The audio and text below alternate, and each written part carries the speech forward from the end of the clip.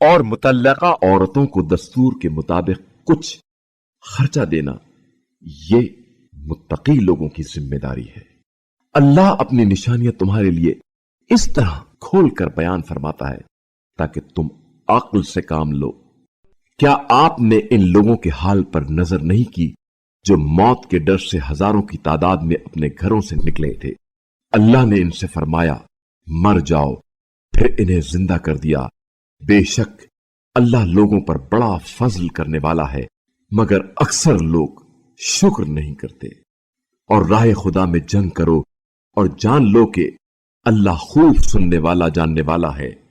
کوئی ہے جو اللہ کو قرض حسنہ دے تاکہ اللہ اسے کئی گنا زیادہ دے؟ اللہ ہی گھٹاتا اور بڑھاتا ہے، اور اسی کی طرف تمہیں پلٹ کر جانا ہے۔ کیا آپ نے موسیٰ کے بعد بنی اسرائیل کی ایک جماعت کو پیش آنے والے حالات پر نظر نہیں کی جس نے اپنے نبی سے کہا آپ ہمارے لیے ایک بادشاہ مقرر کریں تاکہ ہم راہ خدا میں جنگ کریں؟ نبی نے کہا ایسا نہ ہو کہ تمہیں جنگ کا حکم دیا جائے اور پھر تم جنگ نہ کرو۔ کہنے لگے ہم راہ خدا میں جنگ کیوں نہ کریں جبکہ ہم اپنے گھروں سے نکالے گئے اور اپنے بچوں سے جدا کیے گئے ہیں۔ لیکن جب انہیں جنگ کا حکم دیا گیا تو ان میں سے چند اشخاص کے سوا سب پھر گئے، اور اللہ ظالموں کو خوب جانتا ہے۔ اور ان کے پیغمبر نے ان سے کہا اللہ نے تمہارے لیے طالوت کو بادشاہ مقرر کیا ہے۔ کہنے لگے اسے ہم پر بادشاہی کرنے کا حق کیسے مل گیا جبکہ ہم خود بادشاہی کے اس سے زیادہ حقدار ہیں، اور وہ کوئی دولت مند آدمی تو نہیں ہے۔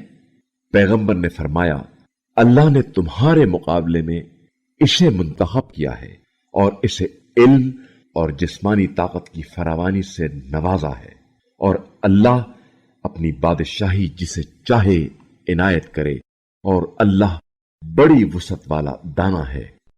اور ان سے ان کے پیغمبر نے کہا اس کی بادشاہی کی علامت یہ ہے کہ وہ صندوق تمہارے پاس آئے گا جس میں تمہارے رب کی طرف سے تمہارے سکون و اطمینان کا سامان ہے، اور جس میں آل موسیٰ و ہارون کی چھوڑی ہوئی چیزیں ہیں جسے فرشتے اٹھائے ہوئے ہوں گے۔ اگر تم ایمان والے ہو تو یقیناً اس میں تمہارے لیے بڑی نشانی ہے۔ جب طالوت لشکر لے کر روانہ ہوا تو اس نے کہا اللہ ایک نہر سے تمہاری آزمائش کرنے والا ہے، پس جو شخص اس میں سے پانی پی لے وہ میرا نہیں، اور جو اسے نہ چکھے وہ میرا ہوگا، مگر یہ کہ کوئی صرف ایک چلو اپنے ہاتھ سے بھر لے تو کوئی مذائقہ نہیں۔ بس تھوڑے لوگوں کے سوا سب نے اس نہر میں سے پانی پی لیا۔ بس جب طالوت اور اس کے ایمان والے ساتھی نہر پار ہو گئے تو انہوں نے طالوت سے کہا آج ہم میں جالوت اور اس کے لشکر کا مقابلہ کرنے کی طاقت نہیں ہے، مگر جو لوگ یہ یقین رکھتے تھے کہ انہیں خدا کے روبرو ہونا ہے وہ کہنے لگے بسا اوقات ایک قلیل جماعت نے خدا کے حکم سے بڑی جماعت پر فتح حاصل کی ہے، اور اللہ صبر کرنے والوں کے ساتھ ہے۔